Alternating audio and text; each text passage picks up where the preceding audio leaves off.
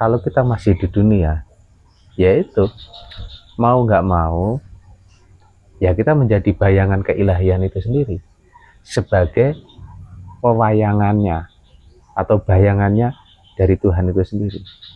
Dan kita dalam kehidupan ini semata-mata hanya mengikuti kehendak dari Tuhan itu sendiri, bukan keinginan seseorang. Nah, keinginan seseorang itu sudah sirna, habis ibarat. Kalau orang Jawa itu mengatakan mati sajroning urip, urip sajroning mati.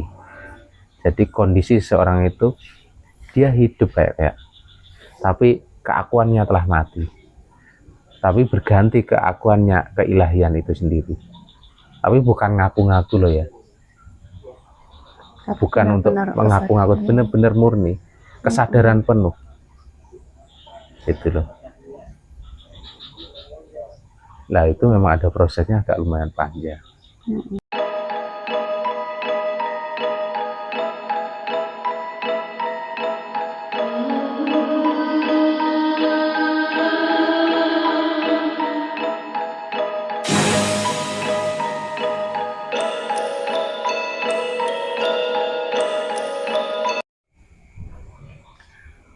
Assalamualaikum Mas Pijes. Waalaikumsalam warahmatullahi wabarakatuh. Mas Pijes, setiap agama atau kepercayaan itu kan selalu ada puasanya. Apakah untuk penempuhan rohani itu harus melakukan laku puasa ya Mas Pijes? Dalam perjalanan rohani, Iya. pada dasarnya seseorang untuk mengasah sesuatu yang lembut, memang seseorang itu harus mengurangi, kalau secara syariatnya atau secara tauhidnya adalah mengurangi makan dan tidur itu sendiri. Gitu. Itu salah satu jalan yang mungkin pada umumnya orang melakukan perjalanan secara penempaan rohani atau penyucian diri lah. Gitu. Dari pandangan Mas Pijes, untuk laku puasa itu kan banyak sekali ya Mas Pijes. Intinya puasa itu bagaimana sih Mas Pijes sebenarnya? Puasa itu adalah meninggalkan sesuatu kebiasaan yang kita lakukan dengan mengganti sesuatu yang atau mengosongkan diri lah. Pada dasarnya untuk mengosongkan diri lah, kesimpulannya di situ. Puasa adalah untuk mengosongkan sesuatu di dalam tubuh kita. Itu seperti itu. Contoh, kalau puasa jasmani kan mengosongkan perut ini dari makanan maupun minuman sebenarnya. Itu seperti itu. Lah, kalau dari hasrat atau pikiran, itu adalah mengosongkan keinginan-keinginan kita atau nafsu-nafsu kita sendiri. Begitu. Tapi ke dalam lagi, puasa tadi kan mengosongkan. Lah, ke dalam lagi kepada rasa ini adalah mengosongkan rasa manusianya atau rasa makhluknya, diganti dengan rasa Allahnya, atau menyatakan, menyaksikan ternyata semua yang ada ini kuasanya Allah itu loh. Keberadaan ada, alam ini berjalan semestinya, semua itu nyatanya adanya Allah itu sendiri. Itu kalau masuk ke puasa rasa gitu. Semua kepercayaan, semua keyakinan rata-rata menjalankan puasa itu. Cuma tahapan puasa itu memang berlainan. Mungkin yang pertama ya kita menahan lapar dan haus itu. Selanjutnya menahan nafsu atau menahan hasrat keinginan kita. Gitu. Tergantung orang itu di dalam proses menjalankan puasa itu salah satunya adalah niat dan tujuannya untuk apa. Begitu. Ada untuk yang kanuragan, mungkin puasanya ada yang lainnya. Ada untuk sekedar kesehatan, ada juga. Ada sekedar ikuti sunnah Rasul Senin Kamis, gitu. Ada yang puasa yang hanya makan nasi putih atau sekedar makan umbi-umbian. Lah, dari puasa semua ini semua tergantung niat dan tujuannya untuk apa. Begitu. Tidak semua puasa ini sekedar untuk proses penyucian diri, bukan, tapi kadang untuk mendapatkan atau mendorong harapan kita atau doa kita biar diijabah atau dikabulkan dengan tekad puasa itu sendiri. Iya. Terus apakah puasa itu ada tingkatan-tingkatannya ya Mas Bujis? Ya kalau ngomong tingkatan, secara kesimpulan sih poinnya itu hanya ada 3 kalau menurut pendapat saya. Yang pertama adalah secara dohiriah seperti ini, dengan kayak kita biasanya kita makan atau minum dan tidur tepat waktu lah. Dengan puasa jasmani ini mengurangi itu semua. Itu yang pertama. Yang kedua adalah puasa pikiran itu sendiri, dimana pikiran kita ini hanya ditujukan atau bertafakur atau memahami tentang alam semesta ini, baik di luar kita ini maupun di dalam ini. Akhir dari tafakur kita atau berpikir-pikir kita itu harus terminal terakhirnya kepada zat yang maha suci itu sendiri atau Allah itu sendiri, tidak yang lain. Itu kalau pemikiran. Lah, pemikiran itu masuk kepada tentang nafsu juga. Nafsu kita yang ini tentang sesuatu, hasrat ingin sesuatu tentang dunia atau apa. Lah, ini diputus atau dikosongkan lah, poinnya itu. Dikosongkan. Itu yang kedua. Nah, yang ketiga ini yang agak sulit itu adalah mengosongkan sifat kemanusiaan. Maaf, saya ulangi. Yang ketiga itu adalah tentang rasa itu sendiri. Mengosongkan rasa kemanusiaan diganti rasa Allah itu sendiri. Rasa semua ini hanya kuasanya Allah semua, baik yang di luar tubuh kita maupun di dalam tubuh kita. Kesadaran seperti itu dirasakan kesadaran sepenuhnya. Artinya benar-benar kosong.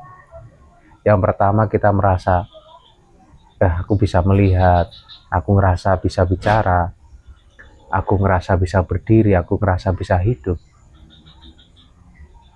Ini diganti benar-benar rasa itu hanya Allah ternyata. Tanpa kuasanya, tanpa izinnya, tanpa ridhonya, kita tidak mampu untuk berbuat apapun itu.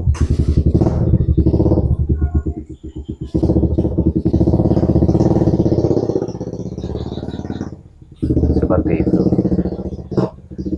Memang tergantung seseorang pada tingkat-tingkatannya.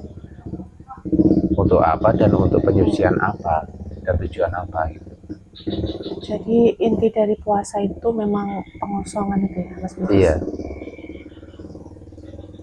Siapa bisa melakukan puasa selamanya, mengosongkan sifat kemanusiaannya diganti dengan sifat keilahian, ya itulah sebenarnya puasa yang sejati. Nah, puasa sejati itu harus seperti itu. Iya. Ketika seseorang mampu menjalankan puasa yang sejati, benar-benar kosong akan semuanya, hanya keilahian yang ada, pasti itu yang muncul adalah sifat ketuhanan itu sendiri, sifat kasih sayang, dan sifat kebijaksanaan yang luar biasa nantinya. Gitu. Iya. Tapi ya tidak semudah yang kita bayangkan. Memang harus bertahap atau berproses. Yang sempurnanya ya tahapannya adalah kurangi makan, kurangi tidur itu. Selanjutnya kita benar-benar mengontrol atau secara itu memfokuskan pikiran ini tertuju untuk apa dan untuk siapa. Kalau pikiran ini tertuju kepada hasrat atau nafsu dunia, ya otomatis hati ini akan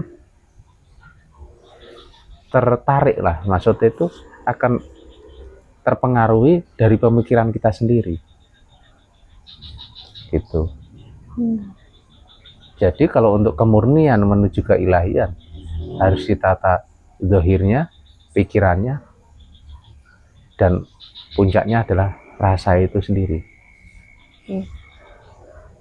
Apakah yang kita makan pada saat puasa itu berpengaruh dengan hasil puasa itu ya Mas Bijas? Seperti contohnya kayak kita puasa makan umbi-umbian, atau puasa cuma makan nasi, atau puasa ya biasa aja, itu apakah berpengaruh dengan hasil itu kita berpuasa? Hasil sesuatu yang kita makan itu memang akan mempengaruhi. Pada dasarnya akan mempengaruhi sifat dari sifat tanaman itu sendiri atau sifat apa yang kita makan itu. Karena sadar maupun tidak sadar, sesuatu yang kita makan itu mengandung energi, ya kan? Makanya kita kalau kita makan itu menimbulkan energi ke kita.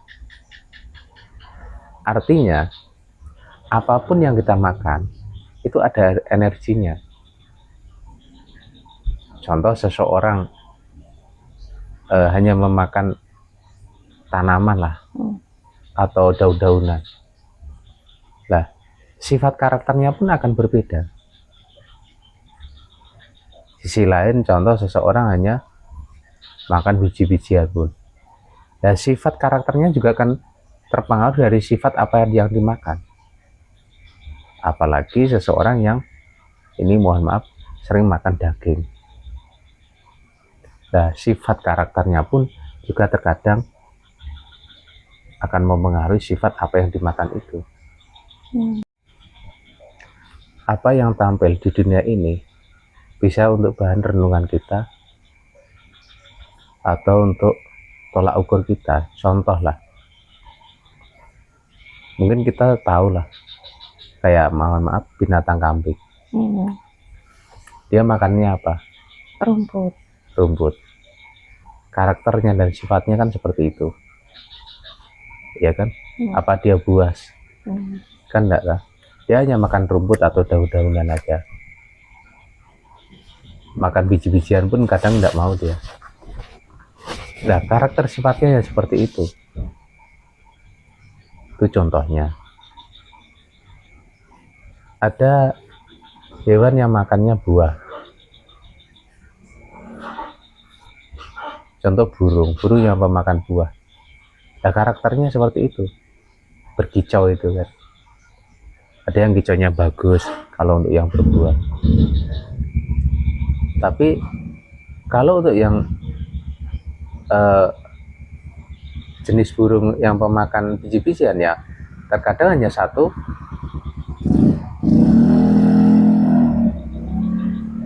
Bunyinya itu hanya sekedar satu aja atau satu suara aja. Itu untuk menirukan binatang lain tidak bisa. Itu hanya sejenis burung. Gitu. Lah kalau di hewan lain tentang yang apa itu makan daging, ya kamu tahu sendiri kan, serigala atau harimau lah, dia pemakan daging. Ya karakter sifatnya seperti itu, buas, ya kan? Itu kalau kita bercermin kepada sesuatu yang dimakan binatang itu dan karakter atau sifatnya seperti itu. Lah, artinya binatang itu untuk cermin kita. Oh ternyata sesuatu yang dimakan itu memengaruhi karakter atau sifatnya. Di dalam agama pun kayak di agama Islam pun ada sesuatu binatang yang tidak boleh dimakan. Ya bukan semata-mata tidak ada alasan. Pada dasarnya alasannya adalah sifat atau energi yang tersimpan di dalam binatang itu ketika kita masukkan itu menjadi diri kita, menjadi bagian dari diri ini. Gitu loh. Makanya di Islam pun dilarang memakan binatang yang buas. Gitu. Gimana, bisa dimengerti? Iya Mas Bicis. Jadi untuk masa kita saat ini tuh puasa bagaimana ya Mas Bicis yang bisa kita jalankan? Kalau orang-orang terdahulu itu kan kuat-kuat gitu tirakatnya Mas Bicis. Dan itu pun puasanya yang puasa ekstrim gitu. Kalau untuk masa-masa kita sekarang tuh puasa yang bagaimana yang menurut Mas Bicis itu mudah dan bisa kita lakukan itu Mas Bicis? Kuncinya adalah pengosongan tadi. Ya mungkin untuk zaman sekarang kalau untuk meniru orang-orang dulu sangat jauh. Karena zamannya secara kehidupannya ini sangat berbeda jauh. Tapi untuk menjalankan secara puasa untuk pembersihan batin dan agar seseorang itu semakin dekat kepada keilahian atau kepada Tuhan, ya minimal ya pertama pasti puasa biasa itu aja. Itu seperti itu. Atau seseorang tidak makan yang bernyawa supaya sifat hewani ini tidak mempengaruhi kita sepenuhnya dulu, agar kita bisa mengontrol dulu, mengendalikan diri lah.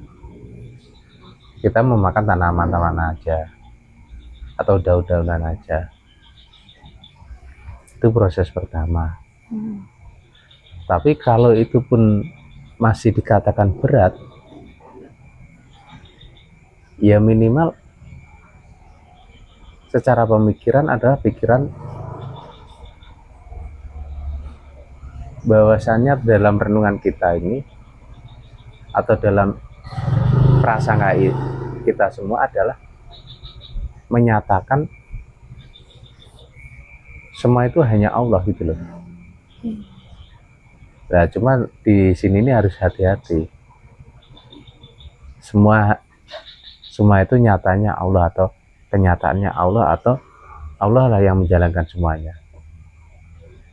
Nah ini kalau keimanan atau kerohaniannya ini tidak tertata, ini yang berbahaya untuk penataan yang seperti ini. Iya. Tahu sampean bahayanya apa?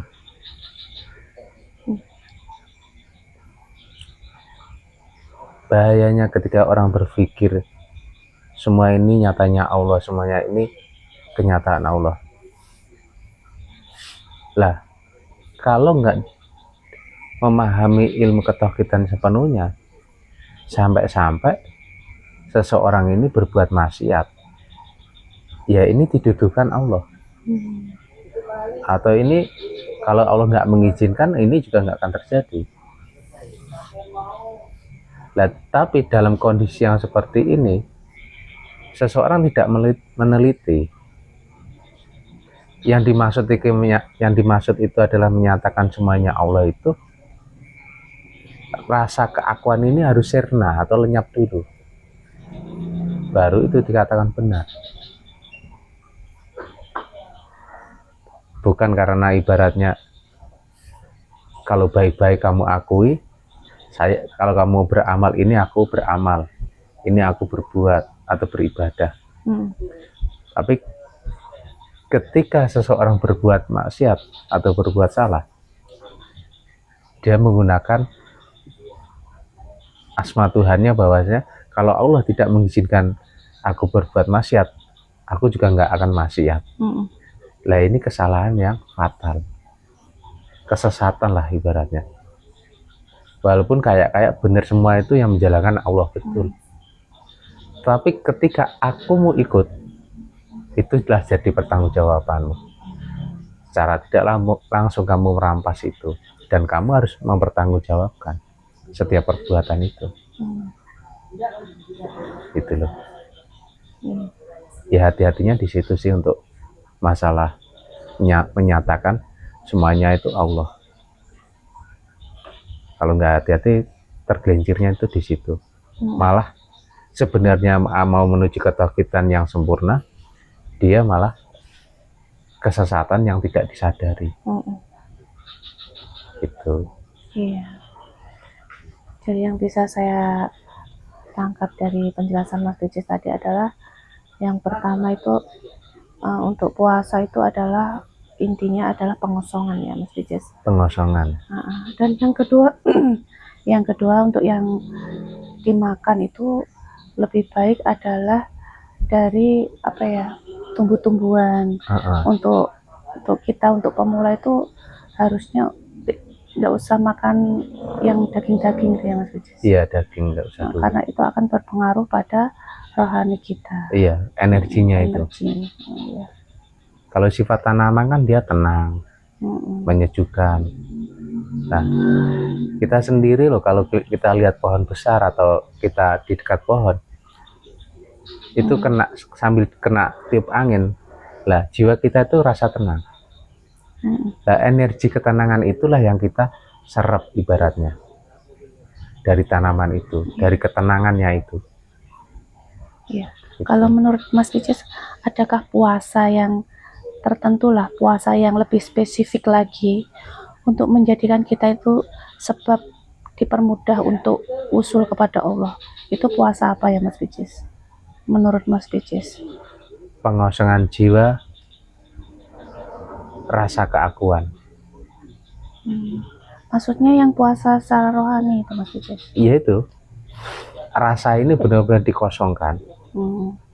Habis sifat kemanusiaanmu ini habis.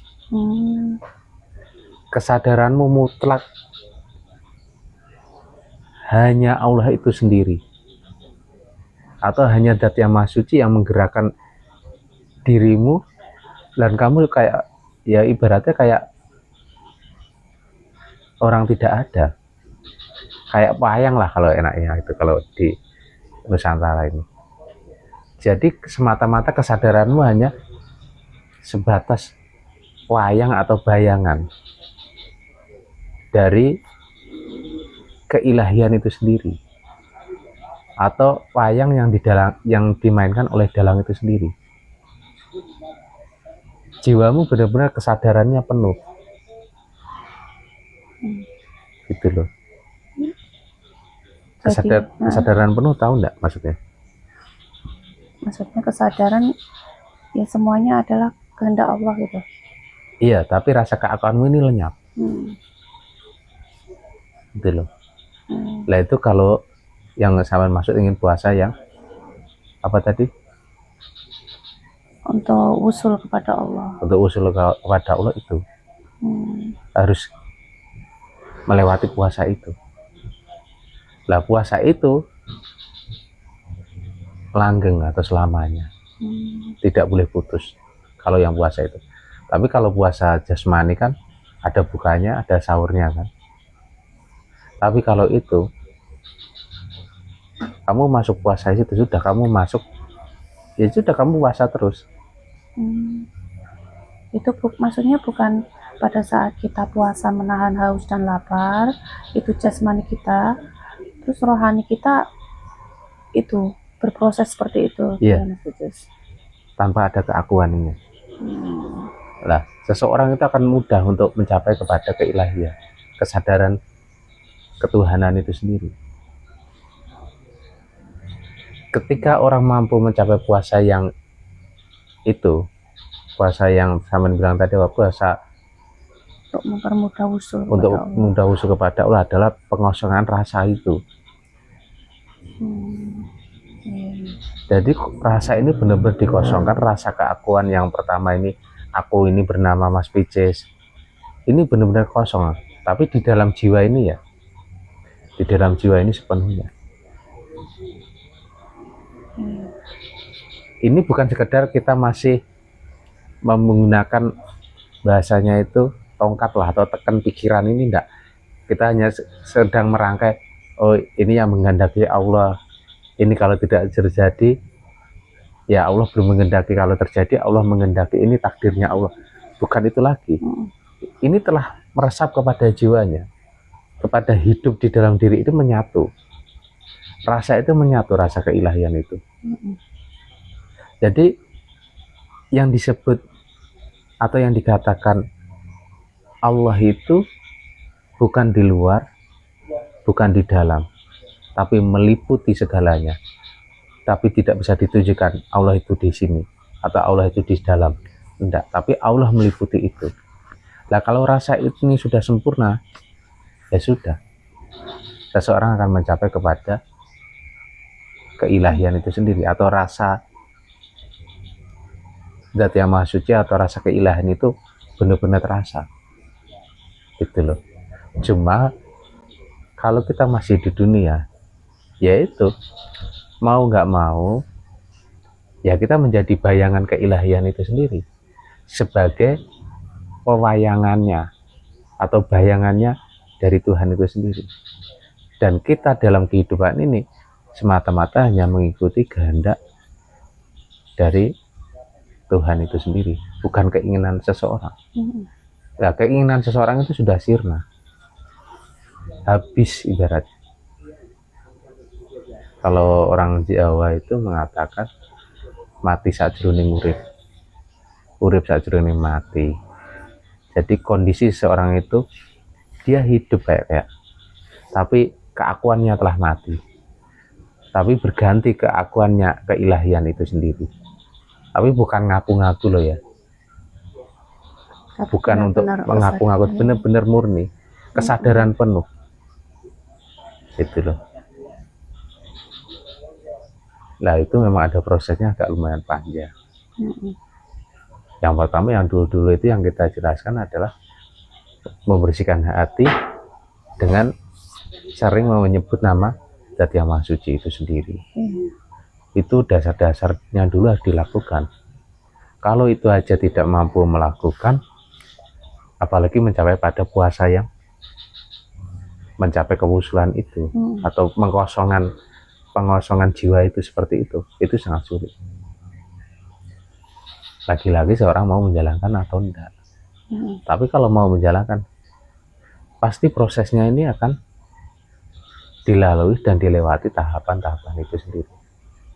Semakin cepat dilakukan, semakin bagus. Apalagi masih anak-anak remaja, nanti dewasa, pengetahuan keilahiannya itu akan matang. Karena anak remaja itu ambisinya tinggi, tekadnya tinggi, kemauannya tinggi kalau sudah mau, dan tidak pernah memikirkan resiko. Tapi kalau sudah orang berkeluarga, dia masih memikirkan keluarganya, mungkin anaknya, mungkin istrinya, mungkin kehidupannya, macam-macam. Banyak beban yang ditanggung, memang agak lebih berat. Tapi terkadang ya Allah memberi ilmu itu kondisinya berbeda-beda. Ada yang ketika remaja sudah diberikan, nanti dewasa memberikan manfaat. Ada yang baru menjelang sudah mulai usia berumur, baru dikasih tahu tentang ilmu tauhid. Ya itulah kehendak Allah itu sendiri, Hmm. rahasia-rahasianya gitu ya. Iya, Ya mungkin sampai pahami itu dulu sebagai bahan pertimbangan atau bahan referensi. Poin-poin puasa itu adalah kesimpulannya kekosongan tadi. Tapi kekosongan itu harus kamu pahami dari tahapan-tahapan tentang makanan sampai ke dalam jiwamu itu sendiri. Oke, mudah-mudahan membawa manfaat ya. Amin. Terima kasih Mas Pijes untuk waktunya malam ini. Assalamualaikum Mas Pijes. Waalaikumsalam warahmatullahi wabarakatuh.